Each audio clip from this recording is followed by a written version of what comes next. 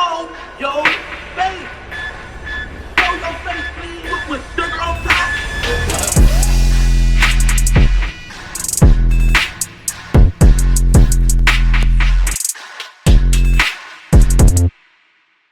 Now, I took a page out of DJ Vlad's book and decided to do flashback videos, considering a lot of these guys' stories end up coming back up, even though we have covered them already. We get asked to do certain videos, and new subscribers haven't realized that it was already done on our platform. So, in this case, we're going to bring back the video we did covering in KTS DRE situation, where he was shot 60+ times coming out of the county jail. Now, it's a bunch of theories on how this man was able to lose his life right in front of a county jail and no suspects were ever caught. Now, first of all, who was that brave to pull something like that off? And how did they know when he was getting out? And why wasn't the suspects ever pursued or no surveillance footage was ever released? Well, word is that the case is being reopened and they're working on solving it despite it's been some years since it happened. My only question is, what took them so long? Because that's something that happens straight out of a movie. But anyway, here's the video we did covering KTS DRE. If you are an OG member here, let us know what other videos you're interested in us bringing back, and we'll see what we could do. Don't forget to like, comment, share, and subscribe. Hit that bell so you're notified every time we drop new content. And y'all check this out. Man, I ain't gonna be nowhere but in the regular. I'm over east in the Mo Block soldier. We ain't shooting from no car, we just trying to get closer. Talking about, am I in the rack? Nigga, I just had court in Cook County today. Bro, you need to leave the city. Unless they gonna get you. What? What? I need to see the barber. That's what I need. I need to see my barber. Fuck, I got my looking fucked up. I don't know nothing about that. All that I'm gonna get you sucked. I don't know nothing about that. Sooner or later. Sooner than later, y'all. I'm tired of this shit. Come take me out this shit. I can't take it no more. Sooner than later, then you best niggas. Y'all be pissing me off with that. So y'all been threatening me for 20 years, bro. It's y'all best on. I've convinced the people of this planet that I'm a.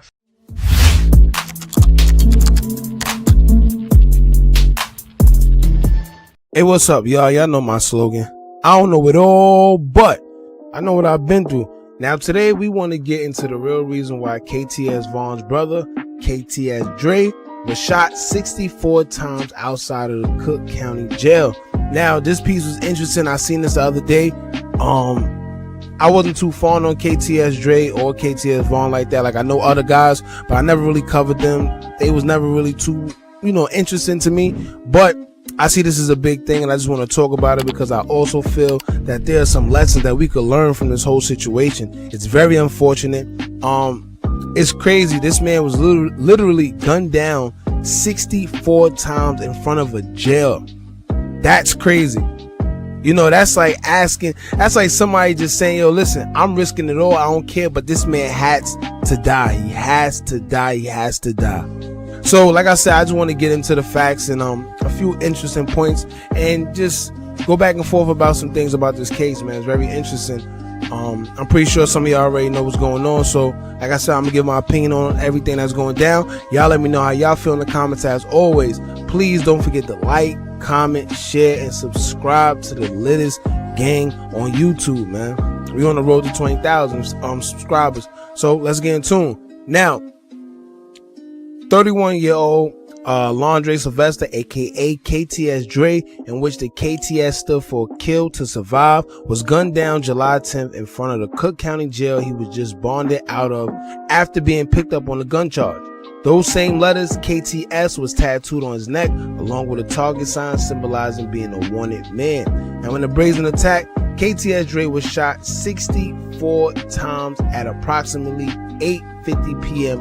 local time. Now, that's just crazy. Once again, like I said, man, when somebody willing to come to a jail nonetheless, right, and then shoot 64 times nonetheless, they really wanted you. You got to understand the measures that these guys went to, the lengths that these guys went to get this man, maybe because they felt like that was their only chance to get him. And that's another thing that you got to be aware when you out in these public places and you a top op or you anything, you out here dissing ops or whatever. You got to remember, man, they gonna catch up to you because you have to go places, especially when you got cases going on. You got court cases, you got to go to court.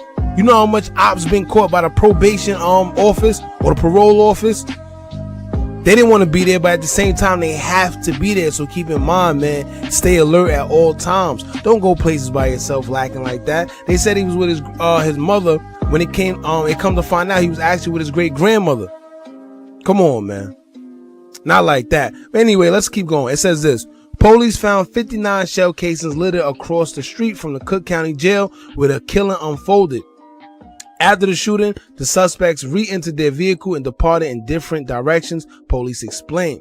Now it says here, the rapper was taken to Mount Sinai Hospital where he was pronounced dead. A 60-year-old woman who sources believe was his mother, but actually an update in the news say it was his grandmother who was with him at the time of the shooting, according to reports, also suffered a wound to the knee.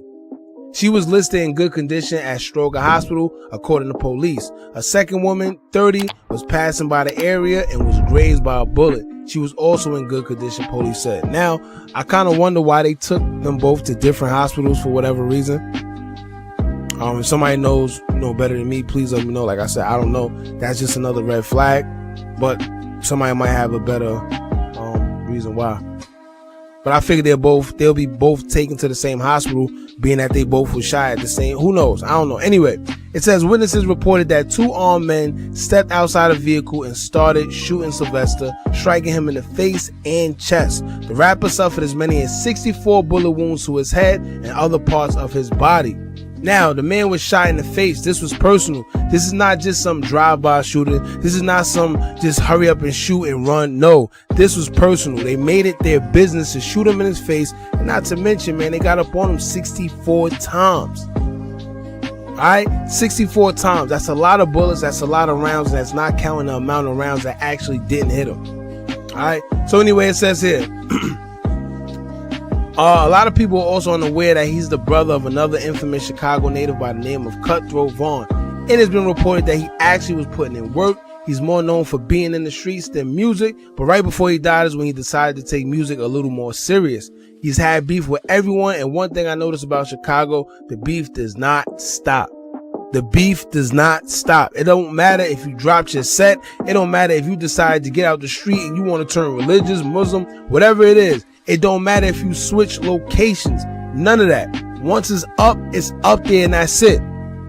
So even though he may have calmed down in the streets and started taking music more serious, he was still fighting cases, which was the reason he had court dates and, etc., etc. So they don't want to hear that. One thing I'm going to let y'all know in covering these Chicago's subjects. You could do whatever you want, right? You could switch your life. You could become a Christian, whatever it is. They do not care.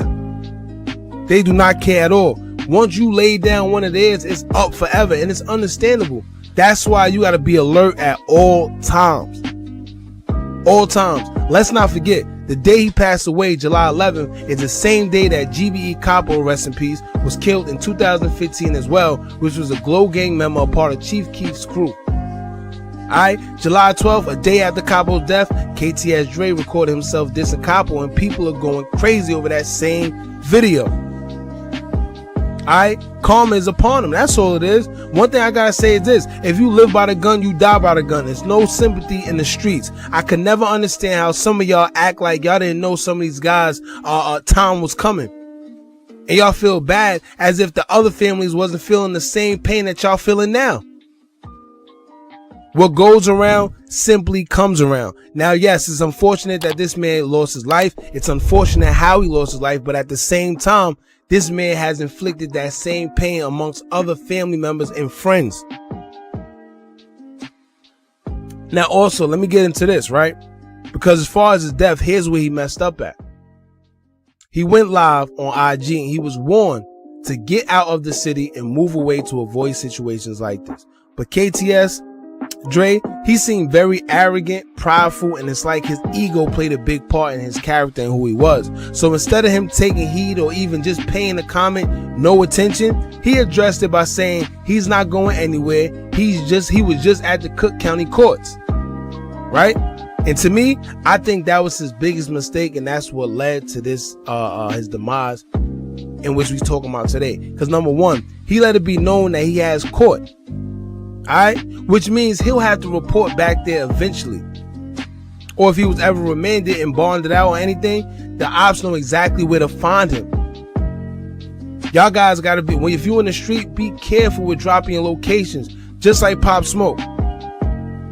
Now, allegedly, the reason why they was able to know where he was because of the address that was put from the picture that his friend took and posted on Instagram, and then the bag that Amiri sent him. If you really an op like that, people are not playing with you. They are on your body, so you got to be a little more vigilant. You got to be a step ahead. Any picture you post, you look out before anybody else see that picture. You looking at the picture to see your mistakes, to see if you left any flaws in there or any location, anything that could set you up yourself. But then again, on the flip side, this is why I think it was an inside job, because how did they know the exact time of his whereabouts to know where to catch him? Yes, you have to go to parole. Yes, you have to go to court. Yes, you have to go to probation. But what's the odds of your ops actually being there? What's the odds of your ops actually catching you there? Unless they was there as well. But that's not the case. Or unless somebody spots you. But once again, he let it be known on live as well. So it could be either or.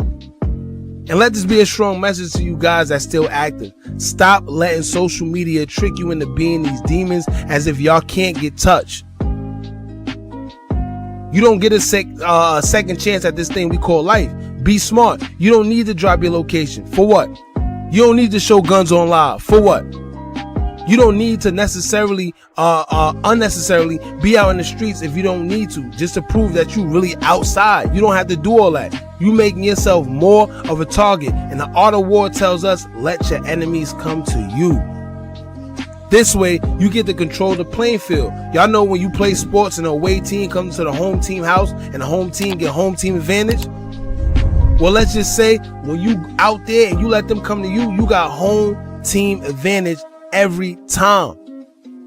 Stop putting yourself as a disadvantage just to impress people that you don't know on social media. You don't need to flash guns. You don't need that. Now, on the flip side, you know I have to also talk about the government and they mercenaries going around killing rival gangs, fueling the wars between the two sides just to keep the war in Chicago going. Not only Chicago, everywhere else. LA, New York. And if you don't know about it, look it up. These mercenaries that's running around killing people and they go around and kill a GD, and the GD think a BD did it, and that's how the war continues going on. Pardon me. That's how all this stuff still keeps going on. Y'all gotta be vigilant. Y'all gotta be smart, man. If not, it will keep going. This is why y'all wonder why it just won't never stop. It won't never go nowhere. It's not, because a lot of the times it's not us doing the killings, man. We gotta be smart. We gotta be hip. Think about it. There's brave people out there, but I don't think anyone is that stupid. It's a thin line between bravery and stupidity. Do you think it's smart to shoot somebody in front of a jail? Think about it.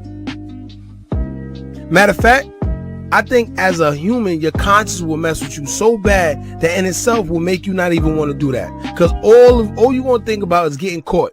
Because you're literally committing murder in front of a jail. Who is that brave?